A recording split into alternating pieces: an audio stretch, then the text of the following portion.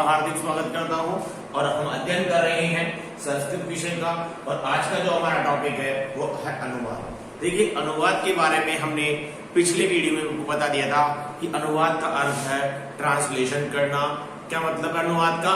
Translation करना, कि किसी एक भाषा का दूसरी भाषा में परिवर्तन कर देना ही क्या है बेटा? अनुवाद है, पहली बात। और हमने आपको बता दिया कि अनुवाद की ऐसे ऐसे ट्रिक आपको बताएंगे कि आपको फटाफट अनुवाद आपको आ जाएगा। और हमने बता दिया था कि अनुवाद के लिए जो मोस्ट इंपोर्टेंट चीजें होती है, कि अनुवाद ऐसे नहीं यार कि मैं आपको बता दिया और आपने कर लिया, ऐसा अनुवाद नहीं होगा। या कोई भी अध्यापक, अनुवाद के लिए कुछ टॉपिक्स है उसको हमको समझना पड़ेगा, तभी आपको अनुवाद समझ में आएगा और उसको आप आसानी से कर सकते हैं। तो देखिए, इसके मोस्ट टॉपिक कौन कौन से हैं, इंपॉर्टेंट टॉपिक जिसको हम करेंगे अनुवाद में। अनुवाद में जिसका यूज होता है, सबसे पहले था लिंग, उसके बाद में वचन, फिर क्या था? पुरुष, उसके बाद में क्रिया, जिसको हमने क्या कहा? धातु, शब्द रूप। ये अनुवाद के जो टॉपिक्स है, अनुवाद का टॉपिक है, उसमें मोस्ट इंपॉर्टेंट चीजें हैं। ये पांचों चीजें बहुत इंपॉर्टेंट है। इसमें से लिंग के बारे में बता दिया था कि संस्कृत में 3 लिंग, पुल्लिंग, स्त्रीलिंग और नपुंसक लिंग। वचन भी, और भाषाओं में 2 वचन होते हैं, एक वचन, बहुवचन। और अंग्रेजी भाषा में सिंगुलर एंड प्लूरल, ठीक है। लेकिन संस्कृत भाषा में एक वचन और बहुवचन के बीच में तीसरा वचन जोड़ दिया जाता है, उसको हम द्विवचन कहते हैं, ठीक है। वैसे ही फिर अंतिम थर्ड वाला जो था वो है पुरुष, जिसको अंग्रेजी भाषा में क्या कहा बेटा? Person, first person, second person, third person. वैसे ही संस्कृत में क्या कहा गया? प्रथम पुरुष, मध्यम पुरुष और उत्तम पुरुष। और आज का जो टॉपिक है हमारा क्रिया या धातु, क्योंकि इन 3 टॉपिक्स को हमने पिछले वीडियो में पढ़ लिया है, इनका अध्ययन कर लिया है। आज का जो हमारा टॉपिक है क्रिया धातु। देखिए, क्रिया या धातु को पढ़ने से पहले हमें एक चीज पढ़नी पड़ेगी, एक टॉपिक और पढ़ना पड़ेगा, काल। काल के लिए मैं आपको बता दूं कि काल को अंग्रेजी भाषा में कहेंगे टेंस। क्या कहेंगे? टेंस। या काल के लिए एक शब्द आता है समय। काल को क्या कहा जाता है बेटा? समय कहा जाता है। क्या कहा जाता है? समय। जब तक हमें काल समझ में नहीं आएगा तब तक हम क्रियाओं को, धातु रूपों को नहीं कर सकते हैं, ठीक है। तो आज पहले हम काल पढ़ेंगे और उसके बाद में हम धातु रूपों को पढ़ेंगे। तो टॉपिक डाल लीजिए,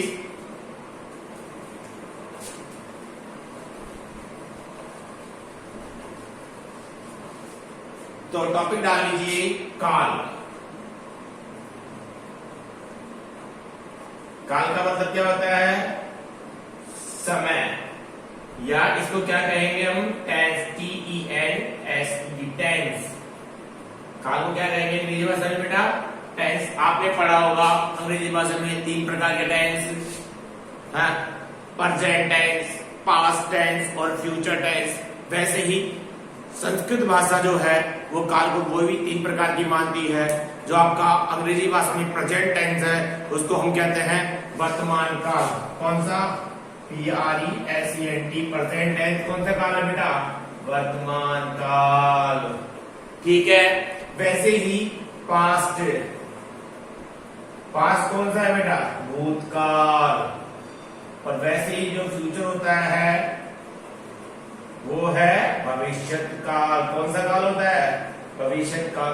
तो इन तीनों कालों की विशेष प्रकार से जानकारी हम यहाँ पर आपको देंगे, ठीक है।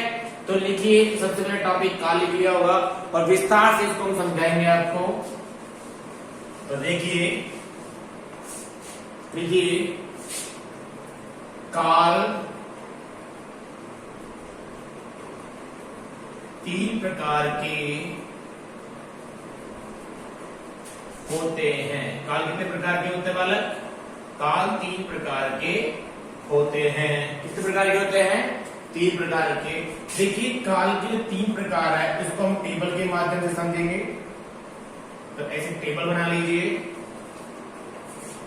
देखो, ज्यादा आसान रहता है टेबल बनाकर हम जब पढ़ते हैं, बहुत आसान हो जाता है, समझने में बड़ी आसानी रहती है।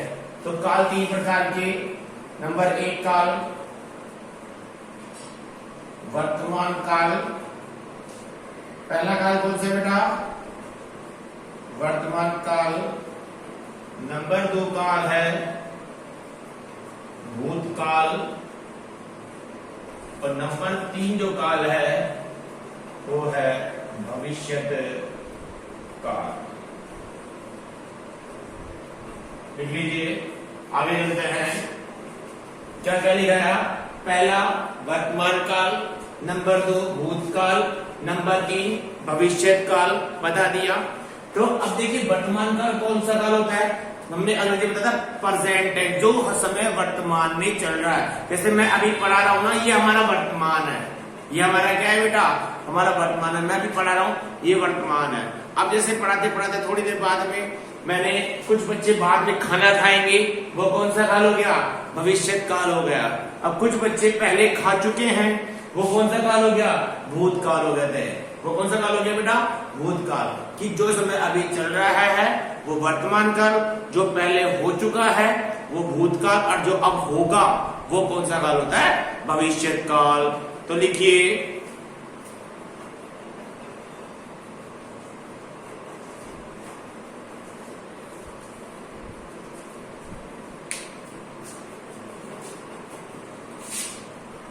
तीनों के बारे में विस्तार से पढ़ेंगे।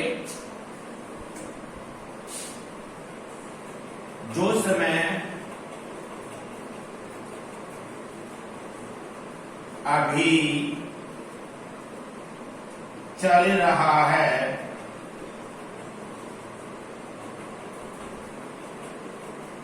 वर्तमान काल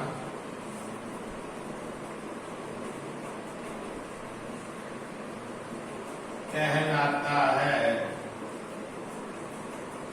जो समय अभी चल रहा है कौन सा काल कहलाता है बेटा? वर्तमान काल कहलाता है। वैसे भूतकाल के बारे में लिखे कि जो समय जा चुका है भूतकाल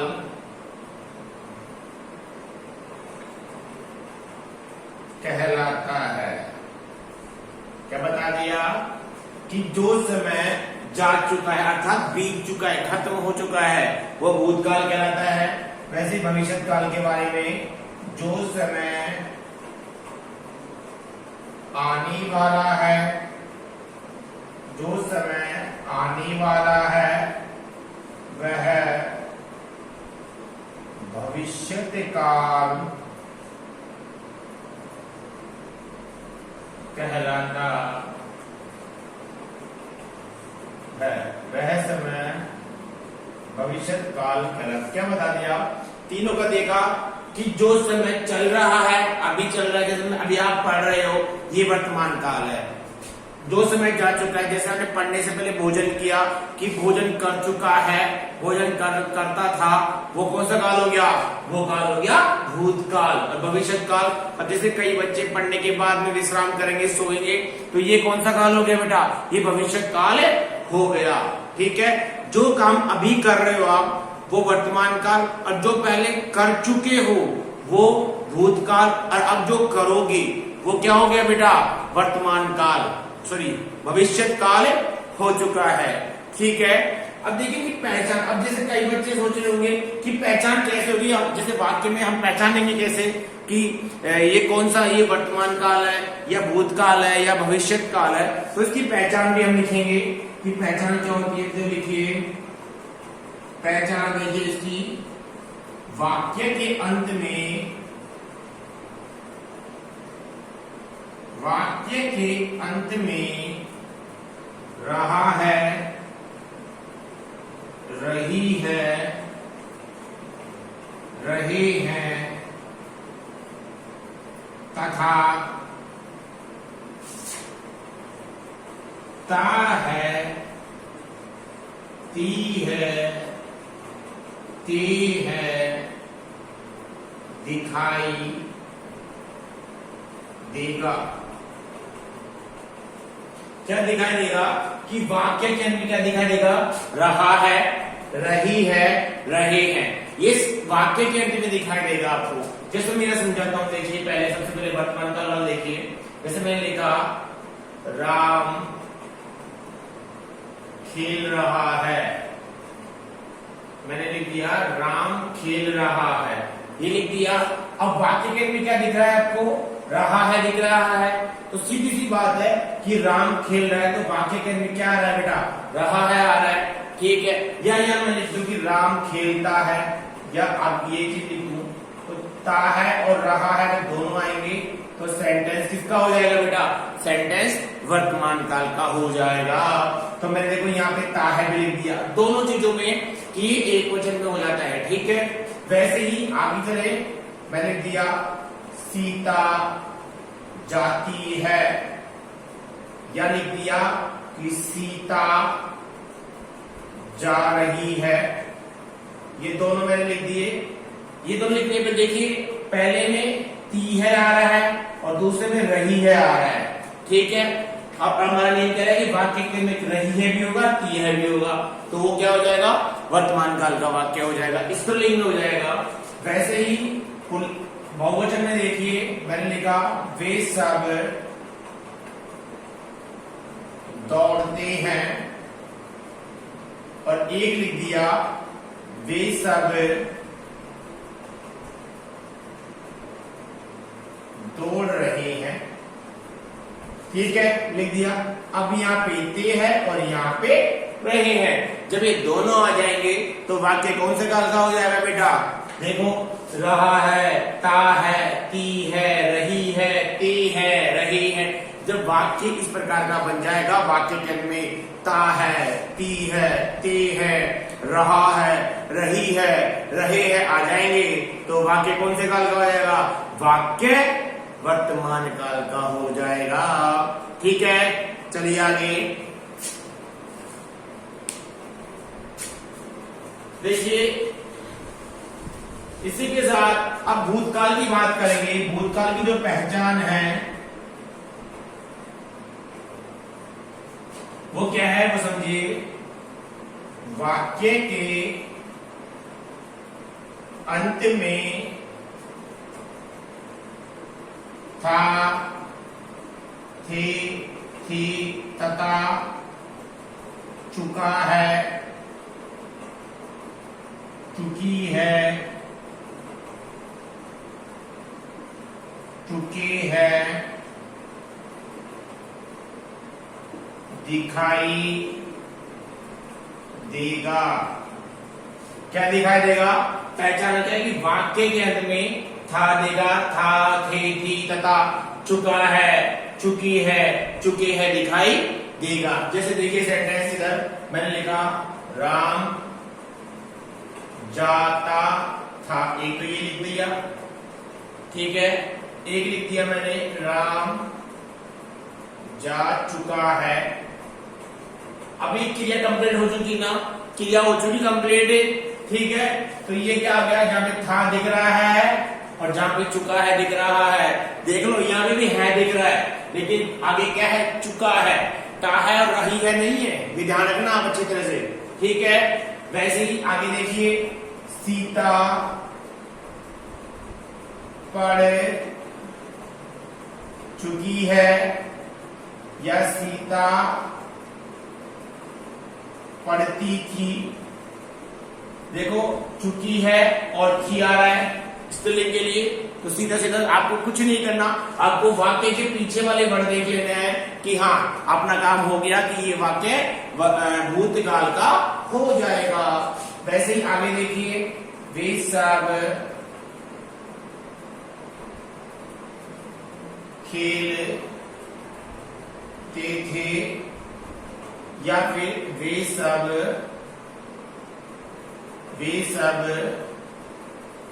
खेल चुके हैं, ठीक है। वही थे और वही चुके हैं।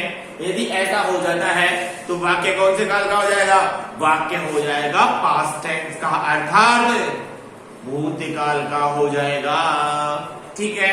वैसे अब आगे चलिए, पहचान लिखिए भविष्य काल की। वाक्य के अंत में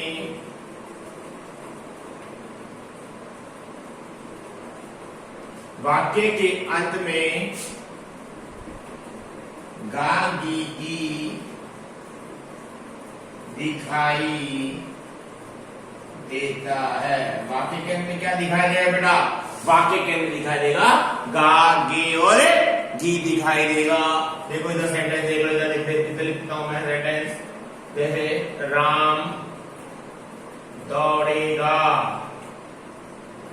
अब जब ऐसा आ जाएगा लास्ट में गा दिखेगा तो वाक्य भविष्य काल का हो जाएगा। जैसे मैंने लिख दिया सीता नाचेगी, अब गी की बात हो गई वाक्य के अंत में तो किसका हो जाएगा? स्त्रीलिंग भूत भविष्य काल का वाक्य हो जाएगा। वैसे ही मैंने दिया वे सब हंसेंगे, अब वाक्य में गया रहा है, गया गया तो वाक्य के अंत में क्या आ गया? वाक्य भविष्य काल का हो जाएगा। तो सीधी सी बात आपको समझ में आ गई कि वाक्य के पिता है, ती है, ते है, रहा है, रही है, रहे दिखाई दिया तो वाक्य वर्तमान काल का हो जाएगा। वैसे ही वाक्य के अंदर या वाक्य के अंत में था, थे, थी, चुका है, चुकी है, चुके हैं दिखाई देगा तो वाक्य भूतकाल का हो जाएगा। और वाक्य के अंत में लास्ट में गा गे गी दिखाई दिया तो वाक्य भविष्य काल का हो जाएगा। ठीक है, लिखिए। अब देखिए काल खत्म होने के बाद में अब जो मोस्ट इंपोर्टेंट टॉपिक है धातु का, क्रिया का, ये आपके अनुवाद प्रकरण में सबसे ज्यादा काम आने वाला टॉपिक है। कौन सा? धातु या क्रिया। इसके बारे में आपको बता दूं कि क्रिया क्या होती है। सबसे पहले बताएंगे क्रिया क्या होती है कि जो भी कार्य कौन करता है बेटा? कर्ता करता है। जो भी कार्य कर्ता करेगा वो क्या कहलाएगी बेटा? क्रिया। जैसे मैं करता हूं, अब मैं आपको पढ़ा रहा हूं तो मैं कौन सी क्रिया कर रहा हूं? पढ़ने की क्रिया कर रहा हूं। वैसे ही आप अध्ययन कर रहे हैं, पढ़ रहे हैं तो आप कौन सी क्रिया कर रहे हैं? आप पढ़ने की क्रिया कर रहे हैं। ठीक है। और धातु किसे कहा गया है? क्रिया का जो मूल रूप है, जो प्रमुख रूप है, मूल रूप है, वो क्या होती है बेटा? धातु होती है। तो लीजिए इसकी परिभाषा क्रिया की। कर्ता जो भी कार्य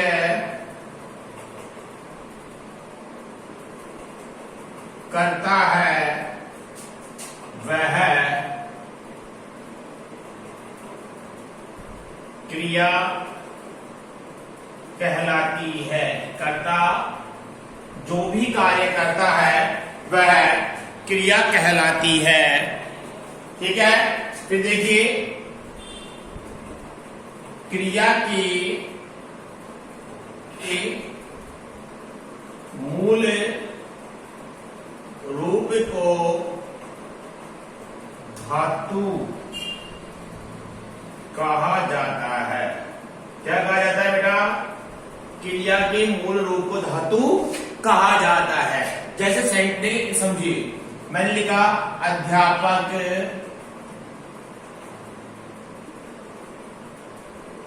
पढ़ाता है। अध्यापक पढ़ाता है। ठीक है। छात्र पढ़ते हैं। ठीक है। वैसे ही राम जाता है। अब देखो क्रिया, इसमें क्रिया कहां गई? अध्यापक का पढ़ाना क्रिया है। अध्यापक क्या कार्य कर रहा है बेटा? पढ़ाने का कार्य कर रहा है तो क्रिया हो गई। छात्र पढ़ रहे हैं, ये भी क्या हो गई बेटा? क्रिया हो गई। और जाता क्या हो गई? ये भी क्रिया हो गई। राम क्या कर रहा है? जाने की क्रिया कर रहा है। अब इसमें क्या कहा? ये तो हो गई क्रिया। दूसरी पंक्ति में लिखा कि धातु का मूल, सॉरी, क्रिया का मूल रूप धातु कहा जाता है। अब इसमें मूल रूप क्या है बेटा? पढ़ा। ये क्या है बेटा? पढ़ा। ये क्या है? ये धातु है। पढ़ा शब्द क्या है बेटा? एक धातु है। अब इसके आगे मैंने ता प्रत्यय लगा दिया तो क्या बन गया? जब प्रत्यय लग जाएगा धातु के आगे, ये तो हो गया पढ़ाना, सॉरी पढ़ा तो हो गया मूल रूप यानी कि धातु। ठीक है। क्या हो गया? मूल रूप। ठीक है। अब इसके आगे मैं ता नामक एक प्रत्यय लगा दूंगा तो क्या बन जाएगा, ये क्या बन जाएगा, पढ़ाता। तो कंप्लीट क्या हो गई बेटा, ये कंप्लीट क्रिया हो गई। क्या हो गई, क्रिया हो गई। अब कुछ बालक सोचते हैं कि क्रिया को संस्कृत में धातु बोलते हैं, तो क्रिया को संस्कृत में धातु नहीं बोलते हैं। धातु क्रिया का मूल रूप होता है, ठीक है। वैसे ही देखिए, अब जैसे छात्र पढ़ते हैं, आप यहाँ पढ़ क्या हो गया, पढ़ हो गया धातु, धातु हो गया पढ़, यानी कि क्रिया का मूल रूप, ठीक है। अब इसके आगे मैंने कौन सा प्रत्यय लगा दिया, इसके आगे मैंने ते प्रत्यय लगा दिया, तो क्या बन जाएगा, अब ये पढ़ते हैं बन गया ना, ये क्या हो गई बेटा, ये कंप्लीट क्रिया हो गई, कोई दिक्कत। वैसे ही जा जो है ये क्या है बेटा, धातु, ये क्या है, मूल रूप, ठीक है। अब इसके आगे मैंने ता प्रत्यय लगा दिया तो क्या हो गई, पूरी कंप्लीट क्रिया हो गई, ठीक है। आगे समझ में क्लियर हो गया आपको कि क्रिया का जो मूल रूप होता है वो क्या होता है, धातु होता है। और धातु के साथ जब प्रत्यय जुड़ जाता है, धातु के साथ जब प्रत्यय जुड़ जाएगा तो वो क्या कहलाएगी, क्रिया कहलाएगी। देखिए समझ लीजिए एक बार फिर से, जैसे ये आ गया पढ़, ठीक है। ये क्या है बेटा, ये एक धातु है क्योंकि क्रिया का मूल रूप है। और ये ठीक है, ये क्या है, प्रत्यय, ये क्या है, प्रत्यय। धातु प्लस प्रत्यय मिले तो क्या बन गया, पढ़ता, ये बन गया, तो ये क्या बन गई, क्रिया बन गई। आए समझ में, अब समझ जाओगे कि धातु के साथ जब प्रत्यय का मेल होगा किसी प्रत्यय का मूल धातु के साथ में, तब वो क्या बन जाएगी, कि वो एक क्रिया बन जाएगी, ठीक है। फिर अब आगे चलते हैं हम, देखिए इतना करने के बाद अब देखिए कि संस्कृत में क्रिया को किस प्रकार पढ़ा जाता है, धातु रूपों को किस प्रकार पढ़ा जाता है, और इनके अलग अलग कालों में इसको पढ़ा जाता है। तो अलग अलग काल के हिसाब से हम इसको पढ़ेंगे, समझेंगे, फिर हमको ये याद भी करना है, तभी आपको ये चीज समझ में अच्छी तरह से आएगी और अनुवाद का कार्य कंप्लीट होगा।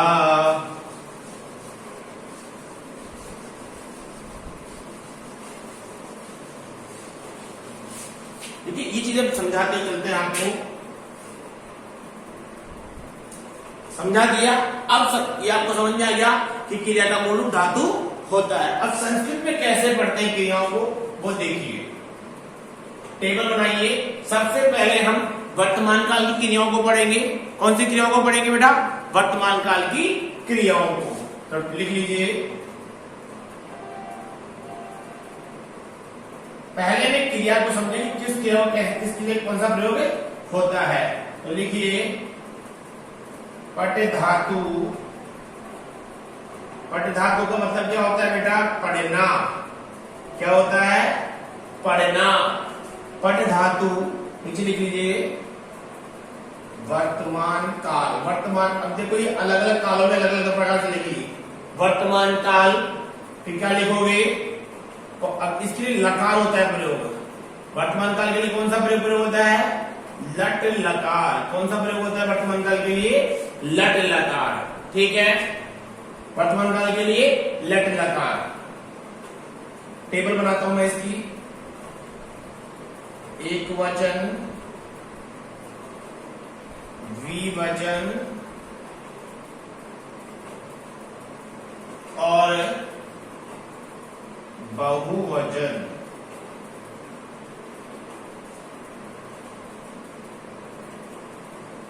ऐसे टेबल बना लीजिए इसकी। एक तरफ सबसे पहले प्रथम पुरुष।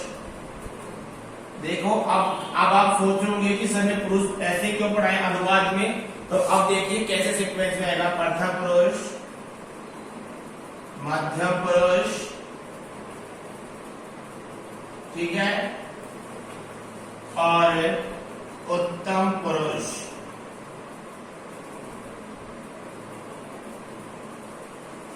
ठीक है, ठीक है ना, आ गया। अब देखो पट धातु से कैसे बनेगी, एक वचन में बनेगा पठति, द्विवचन प्रथम पुरुष में बनेगा पठतः, बहुवचन प्रथम पुरुष में बनेगा पठन्ति, पठति पठते है पठन्ति। वैसे ही मध्यम पुरुष एक वचन में पठसि, यहां बनेगा पठतः, और यह बनेगा बहुवचन में पठतः। ये ध्यान रखना दोनों जगह, यहां विसर्ग आ रहा है, यहां पे विसर्ग नहीं आ रहा है, ठीक है। वैसे उत्तम पुरुष एक वचन में पठामि, द्विवचन में पठावः, और बहुवचन में पठामः। देखिए धातु रूप करोगे तो सबसे पहले आप ये ध्यान रखना कि कहां पे विसर्ग लगा हुआ है, कहां पे हलंत लगा हुआ है। देखिए ये चीज देखिए, यहां पर कहीं पर भी हलंत नहीं है। नो जो आपके शब्द है, नो की जगह ओनली जो आपका एल पैटर्न बना हुआ है। देखिए जैसे आपके मोबाइल में बनाते हो ना, जैसे 1 2 3 ऐसे लिखा होता है ना, आपके जो नंबर्स लिखे होते हैं, तो आप देखो एल पैटर्न बना देना ऐसे, जो 2 5 8 और 9, 2 5 8 और 9 पे विसर्ग होगा। किसमें? द्विवचन के तीनों में 2 5 8 9 पे विसर्ग होगा। जो आपका एल पैटर्न होगा, एल पैटर्न बनाते हो ना जैसे मोबाइल में जब स्क्रीन लोग लगाते हो, ठीक है ना, एल पैटर्न बना लिया, 2 5 8 9 पे आपका क्या होगा बेटा? विसर्ग होगा, और कहीं पर भी हलंत नहीं होगा। समझ में आ गया? चलिए आगे। तो पढ़ना होता है, ये पढ़ना क्रिया है। अब जितनी भी क्रिया होगी वर्तमान काल में, जो भी क्रिया होगी वो इसी प्रकार चलेगी। जैसे मैं कुछ क्रिया लिखवाता हूं, देखो आपको प्रमुख क्रियाएं। जैसे मैंने लिख दिया वद धातु। वद का मतलब होता है बोलना। वद का मतलब क्या होता है? बोलना। क्या होगा बेटा? बोलना।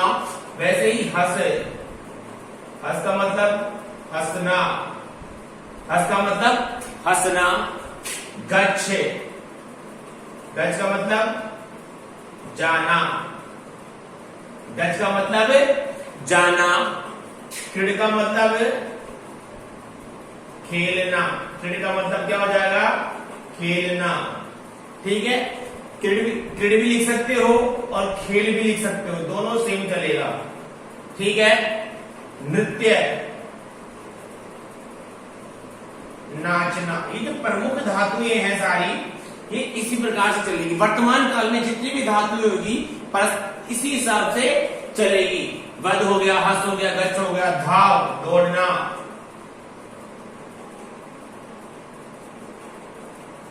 भू धातु से बनता है भव। क्या बनेगा? भव। ये होना। चल, चलना। लिख, लिखना, ठीक है। ये जो प्रमुख धातु है सारी, ये सब इसी प्रकार से चलेगी। अब जैसे वध धातु से बना है, देखिए इसका एक फॉर्मूला मैं आपको बताता हूं कि धातु के आगे क्या करना है, ठीक है। यहां मैं एक फॉर्मूला बना देता हूं आपके लिए, ये विशेष रूप से फॉर्मूला ध्यान रखना, और आपको सारी धातुएं आराम से समझ में आ जाएगी। जैसे देखो एक वचन, तो ये बनेगा ती, तह, ती, ठीक है। धातु के आगे जोड़ना है आपको, सी, फह,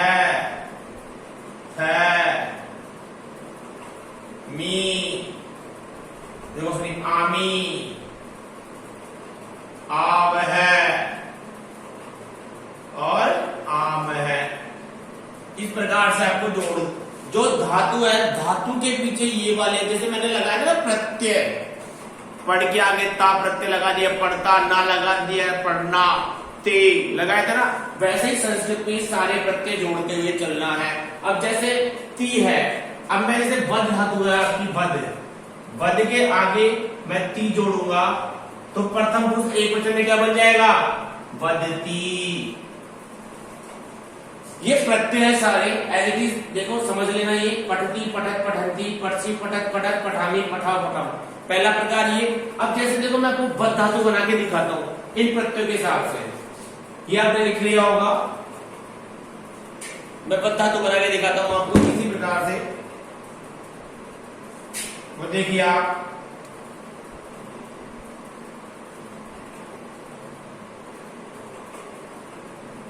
ये फॉर्मूला सही काम करेगा आपके, और आपको नहीं आएगा तो आपको ये चीज देख लेना है।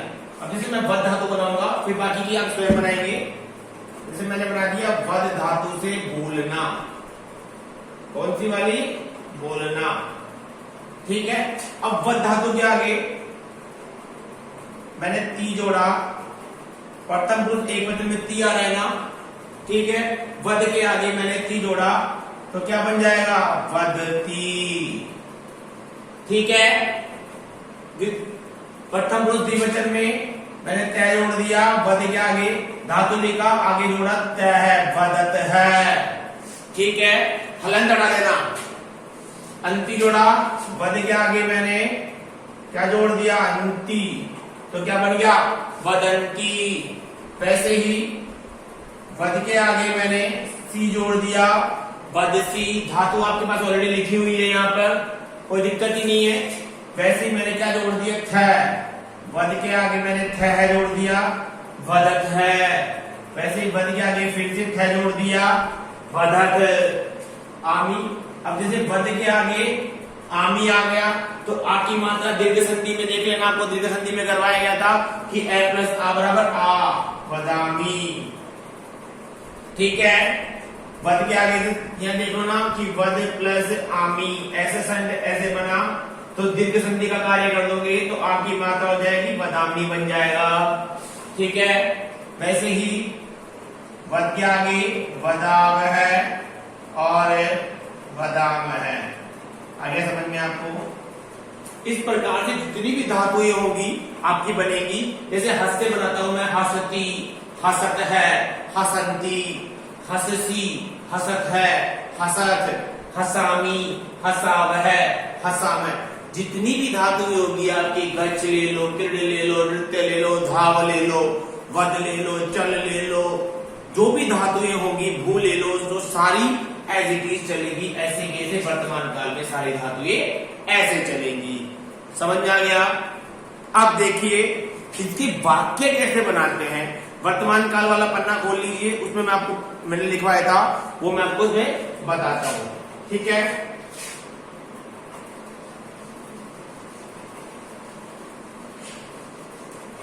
सबसे पहले जिस टेबल मैंने आपको बनवाई थी कर्ता वाली, वो टेबल पे आप खोल लीजिए, मैं आपको बताता हूं। देखिए टेबल में डायरेक्ट बना देता हूं, समझ जाना आप।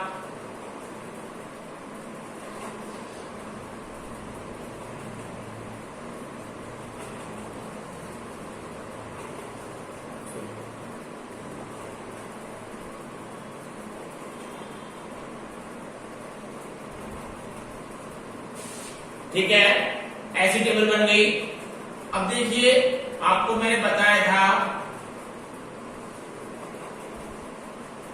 कि प्रथम पुरुष जो है वो तीनों लिंगों में चलेगा। प्रथम पुरुष तीनों लिंगों में चलेगा, पुल्लिंग में अलग चलेगा, स्त्रीलिंग में अलग चलेगा और नपुंसक लिंग में अलग चलेगा। तीनों का मतलब मैं बता देता हूं आपको। देखिए प्रथम पुरुष में क्या बना था? सह, तौ, ते, सा, ते, ताहा, तत, ते, तानी, इस तरह बता दिया था आपको। और इन तीनों का मतलब मैंने आपको बता दिया था, क्या था बेटा? वह है। और इसका मतलब द्विवचन का था तो वे दोनों, और इसका मतलब क्या था?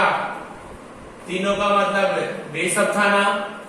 वैसे ही मध्यम पुरुष में क्या देखा आपने? एक वचन, द्विवचन, बहुवचन, समझ जाना। क्या हो जाएगा? त्वम, युवाम, यूयम। और अहम उत्तम पुरुष में आवाम, वयम। इस तरह टेबल बन गई, कोई दिक्कत हुआ? इसका मतलब तुम दोनों, और इसका मतलब तुम सब, और इधर मैं, हम दोनों और हम सब, इस तरह बनाना। ठीक है, आगे चलिए। अब देखिए एक एक सेंटेंस करते हैं। जैसे मैंने लिखा कि वह पढ़ता है, मैंने क्या लिखा कि वह पढ़ता है। अब देखिए सबसे पहले ता है, वर्तमान काल का वाक्य, वह आ रहा है तो प्रथम पुरुष का वाक्य, और ता है तो पुल्लिंग का वाक्य। तो वह के लिए क्या लगा देंगे? सह। देखो पुल्लिंग में वह के लिए क्या आ रहा है? सह आ रहा है, और पढ़ता है। अब जैसे अब मैं आपको बताता हूं कि वाक्य में जिस पुरुष, जिस वचन और जिस लिंग का कर्ता होगा, उसी पुरुष, उसी वचन और उसी लिंग की क्रिया होगी। आप ये क्या लिख लीजिए, मैं लिख देता हूं नीचे, नोट डाल करके समझ लीजिए कि वाक्य में जिस पुरुष, वचन या लिंग का कर्ता होगा, उसी पुरुष, वचन तथा लिंग की क्रिया होगी। ठीक है, कि वाक्य में जिस पुरुष, वचन या लिंग का कर्ता होगा, तो ये कर्ता की टेबल है और ये क्रिया की टेबल है। ठीक है, कोई दिक्कत? सह, वह के लिए, पुल्लिंग के लिए आया सह, तो क्या लिखोगे? जैसे बदती लिखा, पढ़ धातु के लिए पढ़ा रहता है, तो क्या बनेगा? पठती, वह पढ़ता है, सह पठती। कोई दिक्कत? देखिए ये चीजें मैं आपको इसी टेबल में लिख देता हूं, एक बार फिर से आपको बिल्कुल आसानी समझ में आ जाएगा किसके साथ में क्या आएगा, ये इसी में समझ लो आप। ठीक है, जैसे बदती के साथ में सह, पुल्लिंग में सह, सा, तत्। पहली बात क्रिया हो गई, तो नपुंसक लिंग तो इसमें लगेगा ही नहीं।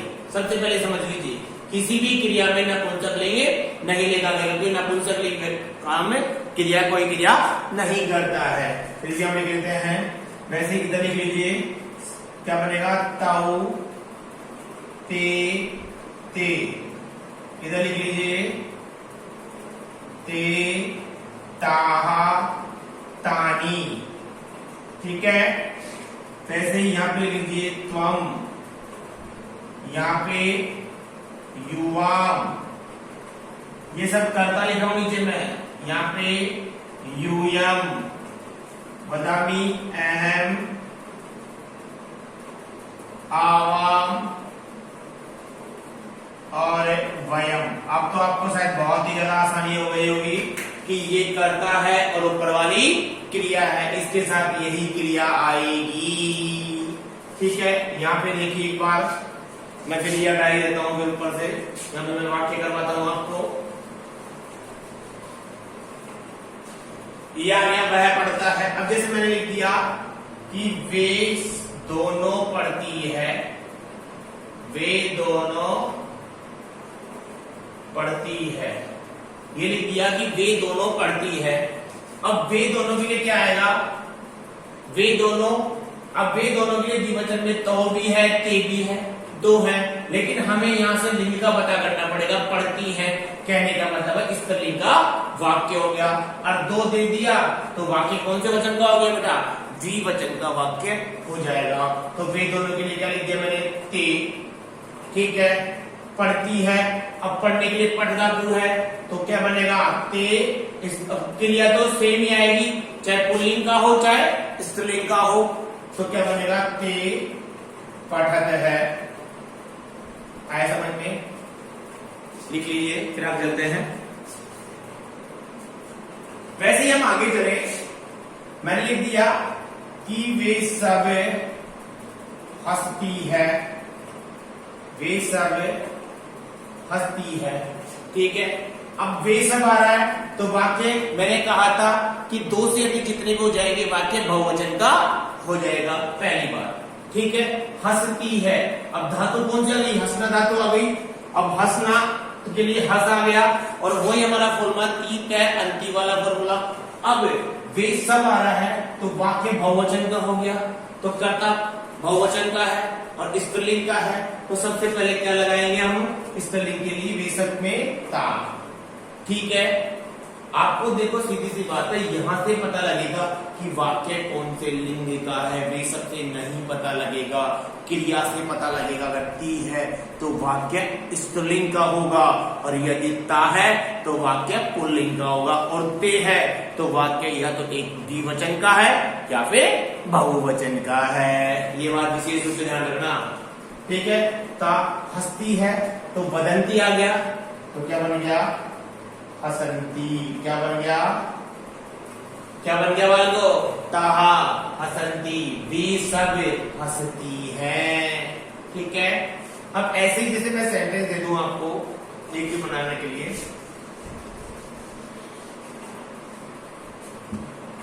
कि एक सेंटेंस और दे दूं, जैसे मैं आपको देता हूं, जैसे बहुवचन का दे दिया, वे सब खेलते हैं, वे सब खेलते हैं।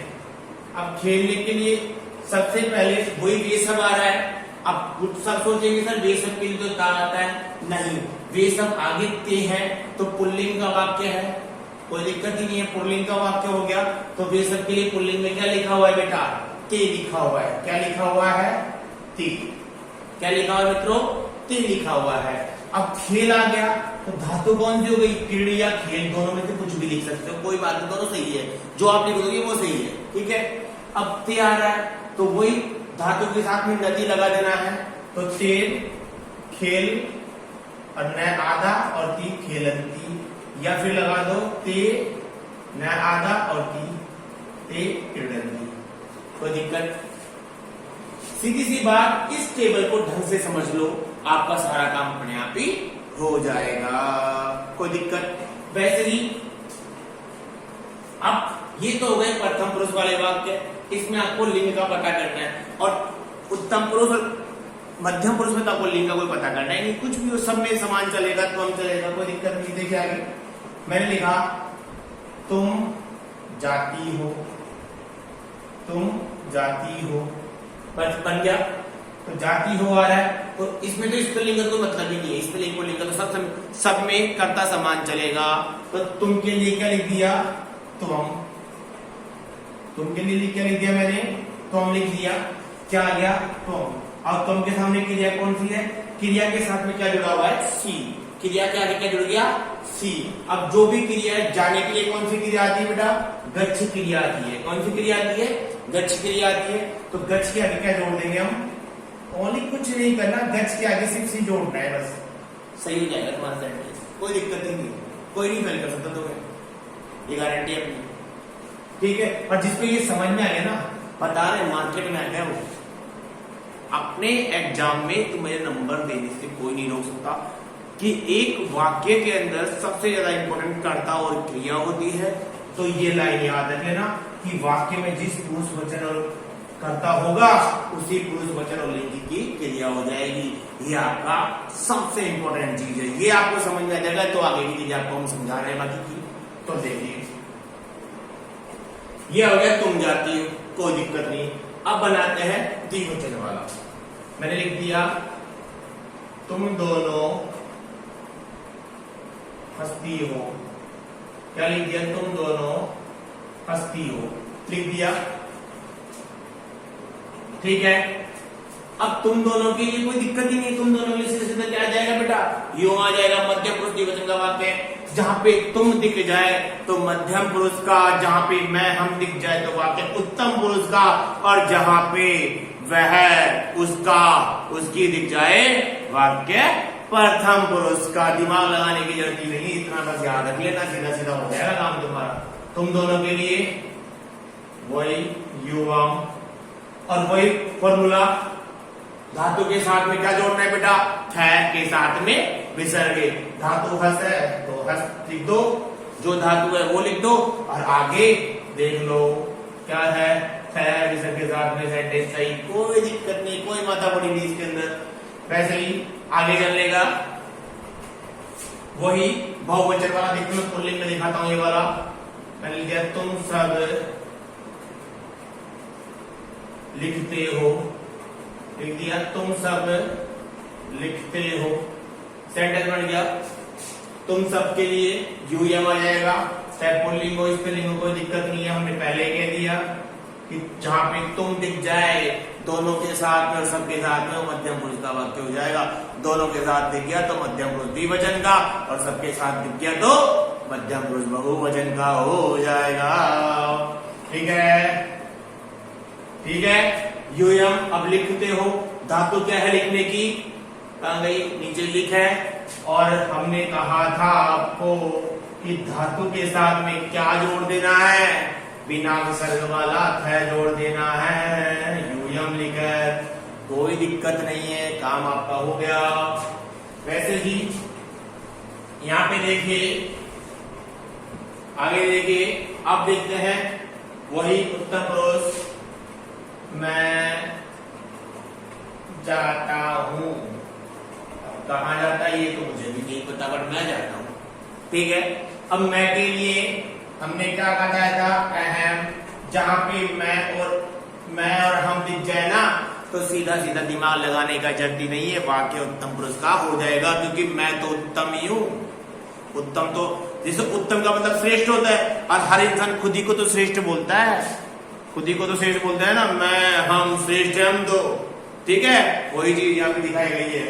अहम, जाता हूं के लिए क्या जाएगा, जाने के लिए गच्छ क्रिया, और हमने बता दिया था कि किसके आगे क्या है, आमी, आज में मिल गया, मात्रा लगा दी आपकी, अहम गच्छामि, कोई दिक्कत ही नहीं है, काम हो गया आपका। वैसे ही मैंने दिया कि हम दोनों बोलती है, अब लड़कियां हैं तो बोलेगी भी ना, सर्वाधिक बोलने वाली प्राणी धरती में वो लड़कियां ही तो है मार्केट से। हम दोनों बोलती हैं, अब हम दोनों के लिए कोई दिक्कत ही नहीं है, आवाम आ जाएगा। टेबल याद रखो बस आपके दिमाग में, ठीक है। और आवाम आ गया तो क्या हो जाएगा, बोलती है। अब बदा, धातु के साथ में आओ जोड़ दिया तो क्या बन गया, बदाव बन गया। ठीक है, वैसे ही यहाँ पे लिख लो एक और सेंटेंस, मैंने लिख दिया, हम सब खेलते हैं, बना दिया ना, हम सब खेलते हैं, कोई दिक्कत ही नहीं है। हम सब के लिए वयम आ जाएगा, वयम खेलते हैं, क्रीड़ धातु से लास्ट में आम जोड़ देना है। क्रीड़ धातु के मैंगो जोड़ दो, मैंगो, मैंगो का मतलब, और मैंगो क्या है, विसर्ग लगा दो, हिंदी में आम। ठीक है, आखिरी मात्रा हो गई, क्या बन गया, मैं, क्रीड़ा में। ठीक है, अब देखो ये यहाँ पे आपको समझ, ये टेबल में मोस्ट इंपोर्टेंट है, ये टेबल बहुत इंपॉर्टेंट है। इस टेबल को विशेष रूप से देखें और इसको जितनी बनाने की प्रैक्टिस करें आपको बहुत आसान है। इसको देखते रहें, समझ में आ जाएगा अपने आप ही आपको। इसी के साथ ये टॉपिक आपका यही समाप्त होता है। आगे आने वाली जो कक्षा होगी उसमें हम बाकी के जो आगे के जो 3 काल है, 2 काल है, भूतकाल, भविष्य काल, और 2 काल और जुड़ जाते हैं, 2 लकार और जुड़ जाते हैं उसमें, लौट लकार और विधिलिंग लकार, उनके बारे में विस्तार से चर्चा करेंगे। आज की कक्षा आपकी यही समाप्त होती है और इसका विशेष रूप से अध्ययन करें। अगर आपको इसको समझ जाओगे तो आगे के जो दो काल और 2 लकार, जो 4 लकार हो जाएंगे, वो आपको बहुत आसानी से समझ में आ जाएंगे। मिलते हैं हम आगामी वीडियो में आपके साथ में, और आपके अनुवाद का कार्य है बहुत आसानी से करवा दिया जाएगा। ठीक है, इसको विशेष रूप से हमारे चैनल को सब्सक्राइब करें, फॉलो करें, शेयर करें और लाइक करें और बेल आइकन को प्रेस करें।